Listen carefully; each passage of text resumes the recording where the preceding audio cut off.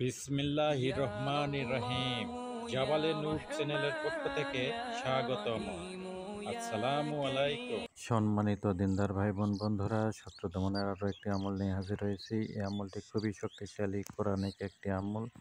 কাজে এই আমলটি কখনোই অন্যায় কাজে অসৎ উদ্দেশ্যে বা সামান্য ঝগড়া বিবাদে ব্যবহার করবেন না।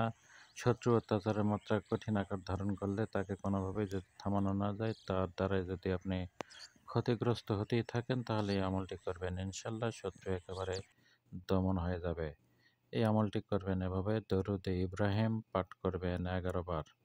পাক পবিত্র অবস্থায় জায়নামাজে বসে কিবলামুখী হয়ে শত্রু দমনের নিয়তে দরুদে ইব্রাহিম পাঠ করবেন 11 বার।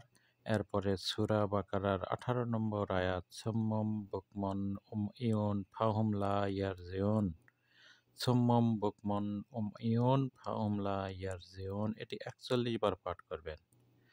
শেষে আবার 11 বার দরুদ ইব্রাহিম পাঠ করবেন। করার পর শত্রুর কথা স্মরণ করে শত্রুর নাম নিয়ে ডান হাত মাটিতে আঘাত করবেন এবং আল্লাহ তাআলার কাছে শত্রু দমনের জন্য দোয়া করবেন, মোনাজাত করবেন, প্রার্থনা করবেন, সাহায্য প্রার্থনা করবেন। ইনশাআল্লাহ খুব শীঘ্রই শত্রু জবান বন্ধ হয়ে যাবে, শত্রু চিরতরে দমন হয়ে যাবে, ধ্বংস হয়ে যাবে, বরবাদ হয়ে যাবে, পেরেশান হয়ে যাবে।